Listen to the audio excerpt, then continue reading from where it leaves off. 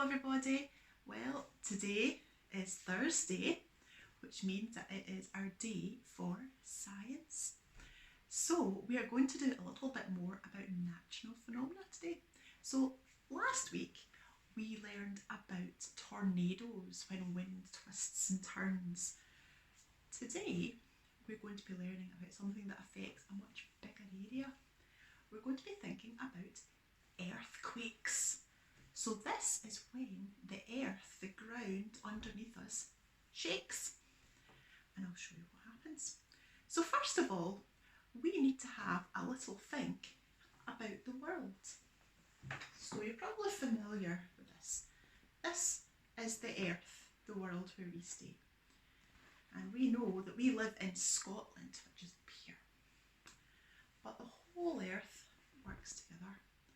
And although it feels hard on the outside where we walk, that's only a very small bit of the world. So I'm going to show you something. This is a picture of inside Earth. So just to explain what we've got.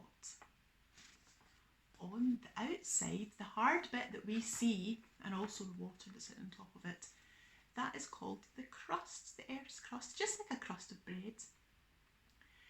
And that's the bit that we're in contact with. But that is only a tiny little bit right round the outside of the earth. Inside there are different layers. So I'll show you different layers. So inside that, the first bit here is called the mantle. That is very, very hot. And if you can think of a volcano, the liquid red stuff that comes out, the magma or the lava when it's out, that is what you would find inside the mantle. So it is very, very hot, to the extent that all the rock and things has melted.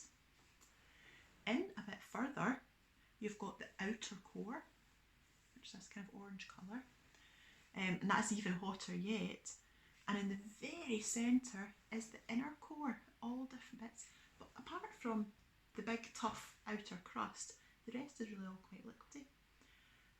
So what happens in an earthquake? Well, the crust, the bit round the outside, although it looks like it's only one piece, is actually like a big giant jigsaw puzzle. There are different bits that sit on top of the mantle, the soft liquid bit underneath. So I'll show you. I've drawn some lines on this to show us. See where the black lines are? These are the edges of the different bits of hard crust. And each bit of these is called a plate. So for example, this one here, oops, there's a wee small plate. Well, it looks small in this, but actually it's a huge area. So where we are here, there's one plate that covers all of Europe and bits of Asian things as well. So that's Eurasia plate. They're called tectonic plates if you want a special word for it, but we'll just think of them as plates. So each bit is floating like a beach ball in a paddling pool, floating on top of the magma and things in the mantle. But because it's floating, it can move. And what happens is when bits of plate rub together or bump together, or move apart, that's when we feel movement, particularly when it bumps or slides. So although these things are happening very, very slowly, they are still moving. And that is why we often get earthquakes and all sorts of other things round about where the lines of the plates join. So around here, for example, in Iceland, around all sorts of different areas, the bits where the fault lines are, where the joins of the plates are more likely to have earthquakes. But what happens? There's another map. There's a flat map of all the fault lines. So that's where all the different jigsaw puzzles of the world's crust join together. But I'm going to show you what happens. Because if you think, if the ground starts to move, what would happen to all of the houses and the buildings on the ground? If the ground shakes, they're going to break, aren't they? So it's very important for buildings where there's lots of earthquakes, that they need to be very strong, and I'm going to show you why. I've got a wee experiment.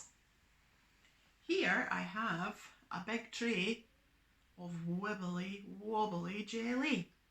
So this is going to be our ground. So normally it's nice and still, but in an earthquake it shuggles and it shakes. Can you see that moving? And we'll see what happens. So first of all, I'm going to build a house, but it's not going to be a very well built house. I'm going to use some biscuits. So here we go, I've got my shortbread biscuits. I'm going to build a house on top of the land. Oh, there's one can.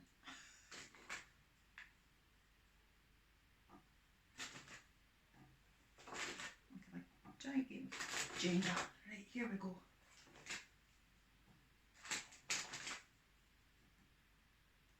Right, so here is my house and it's on the wibbly wobbly jelly ground.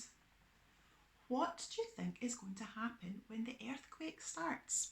Is it going to stay up or is it going to fall down? What do you think? Shall we have a go and see? Right, here comes our earthquake. Ready? 3, 2, 1. Oh no! Look what's happened! Our house has fallen down, it's broken. Oh no! This house was no good. So if we were living near an earthquake area, we'd need a stronger house than the biscuits. So I'm going to take my biscuit house away. Oh, it's sinking into my ground.